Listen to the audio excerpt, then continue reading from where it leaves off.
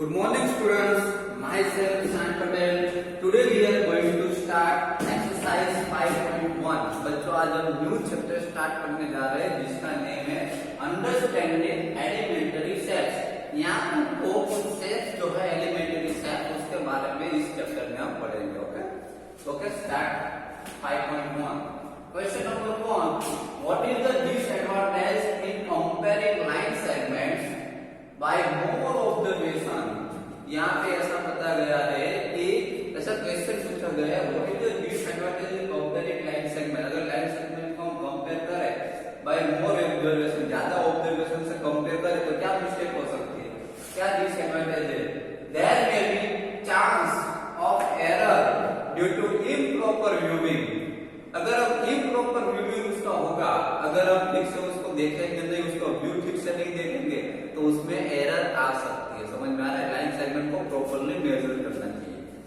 Then question number 2, why is it better to use a divider than a ruler while measuring the length of a line segment. यहाँ पे ऐसा question पूछा गया है कि जब हम लाइन सेगमेंट को मेजर करते हैं तब रूलर यूज करने से बेटर है कि डिवाइडर यूज करना चाहिए। क्यों, ऐसा क्यों?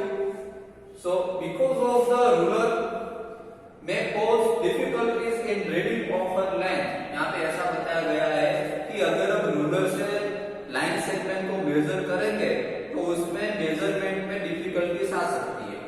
However divider gives a accurate measurement, और उसकी जगह पे अगर हम डिवाइडर यूज करेंगे तो उसका मेजरमेंट जो है लाइन सेगमेंट को एक्यूरेट परफेक्ट मिलेगा हमको। Okay then question 3, draw any line segment.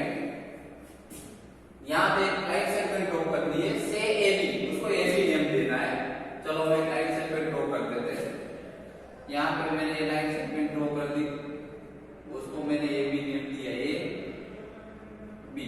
Okay take any point C lying in between A and B. A और बी के बीच में एक पॉइंट सी लेना है। Measure the length of AB, BC and AC. समझ लो कि एबी जो है मैंने पूरा 4 सेंटीमीटर का ले लिया। अब उसके सेंटर में मैं सी, सेंटर में से 2 मीटर, ये 2 मीटर हो गया। समझ में आ रहा है, सेंटर में मैंने सी पॉइंट लिया।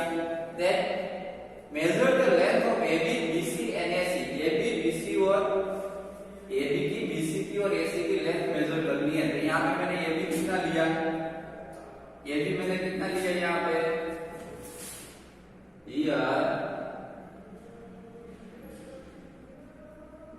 Line segment AB equal to 4 centimetre लिया मैंने। एसी कितना होगा 2 सेंटीमीटर, टोटल 4 है, 2 और 2 हो जाएगा। और बीसी कितना होगा, या फिर CB 2 centimetre. Okay then is AB is equal to AC plus CB. AB का मेजरमेंट है और एसी प्लस सीबी का उतना होगा। तो एबी का मेजरमेंट कितना है, यहाँ पे देखिए 4 सेंटीमीटर है। तो यहाँ पे देखिए सो एसी प्लस सीबी, यहाँ पे सीबी लिख देते हैं ना, अरे सीबी तो लिखा हुआ था, CB AC plus CB. AC plus CB में करूं तो कितना होगा, एसी का मेजरमेंट 2 सेंटीमीटर है प्लस सीबी का मेजरमेंट भी 2 सेंटीमीटर है। 2 प्लस 2 कितना 4 सेंटीमीटर होगा। और 4 सेंटीमीटर तो ये भी है ना, तो AC plus CB is equal to AB हो गया। Yes it is true. Clear. Now question number 4, if ABC are 3 points on a line such that AB is equal to 5 centimetre, BC is equal to 3 centimetre and AC is equal to 8 centimetre. यहाँ पे ऐसा बताया गया है कि एक line पे A B and C points है, उसमें ए बी 5 सेंटीमीटर दिया है, बीसी 3 सेंटीमीटर और एसी 8 सेंटीमीटर दिया है, बराबर। Which one of them lies between the other two? कौन सा पॉइंट दूसरे दो पॉइंट के बीच में आया होगा? तो देखिए यहाँ पे सबसे बड़ा कौन है, एसी है। तो सबसे बिग एसी होगा 8 सेंटीमीटर, यहाँ से ए से लेके सी तक 8 सेंटीमीटर होगा एसी। क्लियर। तो यहाँ पे ए सी 1 सेंटीमीटर 5 सेंटीमीटर दिया है, तो ये भी डी यहाँ पे होगा, ये 5 सेंटीमीटर है, ये भी 5 सेंटीमीटर है, और बीसी ये वो 3 सेंटीमीटर, टोटल है वो 1 सेंटीमीटर है। समझ में आ रहा है? तो यहाँ पे which one of them lies between the other two, कौन सा पॉइंट दूसरे दो पॉइंट के बीच में आया है? तो कौन सा बीच में आया है? B. AC is the longest line segment, AC की सबसे longest line segment दी गई है यहाँ पे, plus B is the point between A and C, इसलिए B जो है और A and C के बीच में आया हुआ है। समझ में आ रहा है? तो यहाँ पे हमारा क्वेश्चन 1, 2, 3 and 4 कंप्लीट हो रहा है।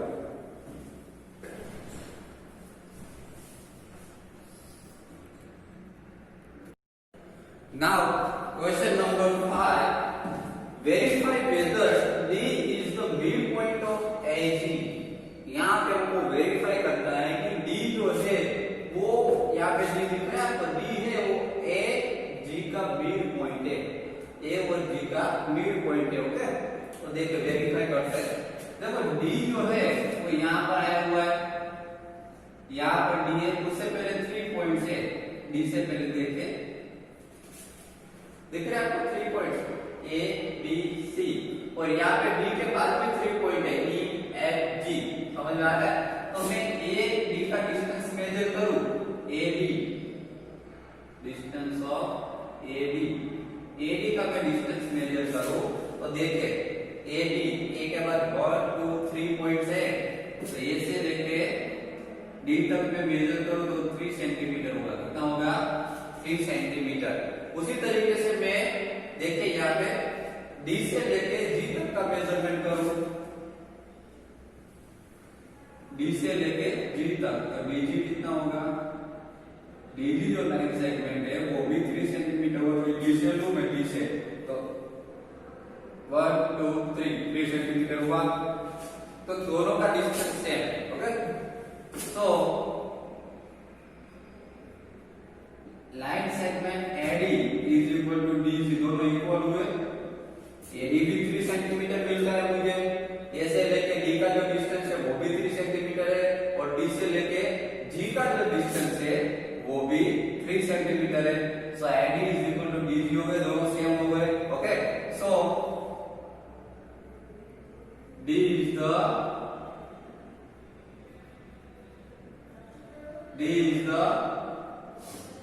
midpoint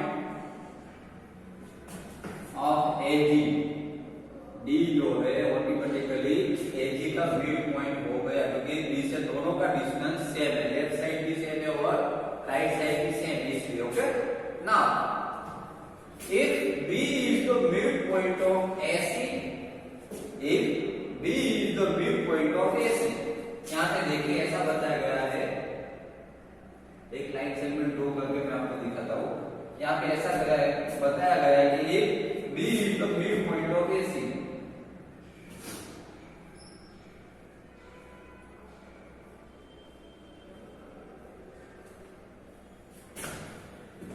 B जो है वो AC का मिड पॉइंट है, A and C हो गया। B जो है वो AC का मिड पॉइंट है, B is the midpoint of AC, and C is the midpoint of BD। C जो है वो BD का मिड पॉइंट है, यहाँ पे मैं D लिख दूं तो हो गया। देखिए B है वो AC का मिड पॉइंट है, और C जो है वो BD का मिड पॉइंट है। समझ में आ गया? Where ABCD lies on a straight line, सब स्ट्रेट लाइन पे है, say why AB is equal to CD, तो आपको दिखा है AB is equal to CD कैसे होगा?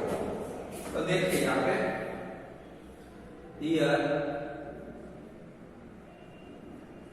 यहाँ पे B जो है वो AC का मिड पॉइंट है, तो AB और BC का डिस्टेंस सेम होगा। AB is equal to BC, AB और BC का डिस्टेंस यहाँ पे सेम होगा। समझ में आ रहा है? देन उसी तरीके से ये मिड पॉइंट है, इसीलिए डिस्टेंस सेम हुआ। यहाँ पे लिख सकते हैं because B is the midpoint of AC। B जो है AC का मिड पॉइंट है, इसीलिए। उसी तरीके से C जो है वो BD का मिड पॉइंट है, तो BC is equal to CD होगा।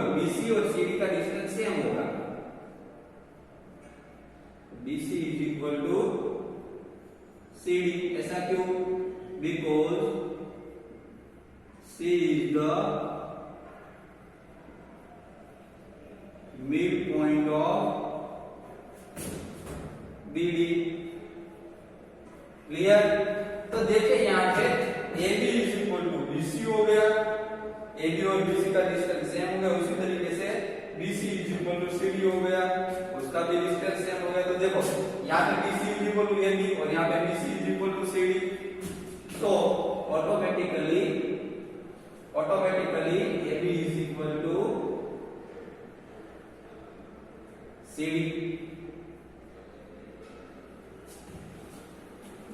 समझ में आ रहा है? यहाँ पे BC का BC is equal to AB दे दिया है, BC का मतलब BC AB जितना ही है, और यहाँ पे BC is equal to CD, BC और CD जितने हैं, तो automatically AB is equal to CD हो गया। क्लियर?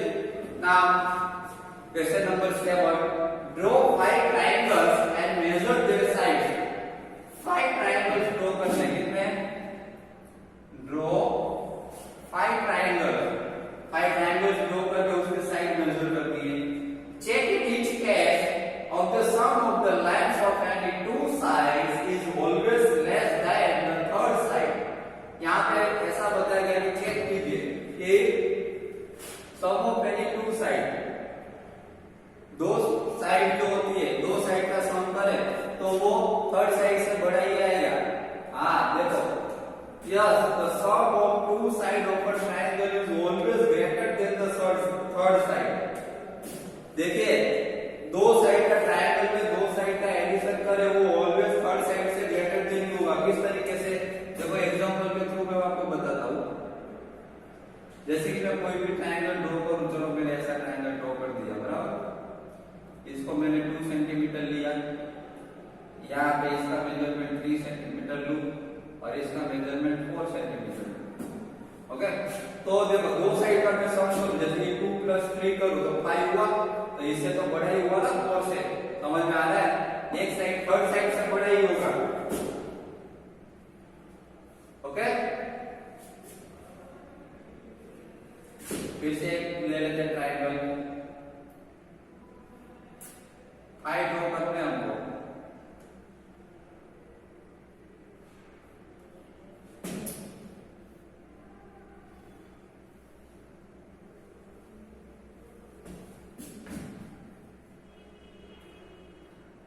ये 2 सेंटीमीटर लूं, यहाँ पे 4 सेंटीमीटर ले लूं और यहाँ पे 5 सेंटीमीटर ले लूं। तो देखो दो साइड का मैं एडिशन करूं, जैसे कि 2 + 4 तो 6 होगा, तो 5 से बड़ा हुआ। 2 + 5 करूं तो 7, 4 से बड़ा हुआ। 5 + 4 करूं 9, तो 2 से बड़ा हुआ। समझ में आ रहा है? उसी तरीके से ट्रायंगल ड्रॉ करूं, यहाँ पर ये 5 सेंटीमीटर है, ये 3 सेंटीमीटर ले लूं और ये भी 3 सेंटीमीटर ले लूं। चलो, तो इन दोनों के एडिशन 3 + 3 6 हुआ, तो 5 से बड़ा हुआ। 5 + 3 करूं 8 हुआ, तो 3 से बड़ा हुआ। समझ में आ रहा है? इसी तरीके से ट्रायंगल्स ड्रॉ करते जाना है। जैसे कि ये 6 सेंटीमीटर है, ये 4 सेंटीमीटर है और ये 3 सेंटीमीटर है। दो का एडिशन उससे बड़ा ही होगा, किसी थर्ड साइड से।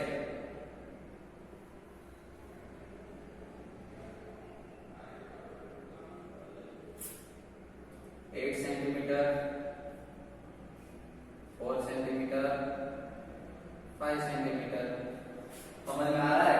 तो यहाँ पे बच्चों हमारी एक्सरसाइज 5.1 जो है वो यहाँ से कंप्लीट हो रही है। ओके, मैंने एक्सरसाइज जो 5.1 में आपको जितने भी सम सीखा है क्वेश्चन 7 तक, वो सब आपको अपनी नोटबुक में नोट डाउन करते हैं और उसकी प्रैक्टिस करनी है। ओके।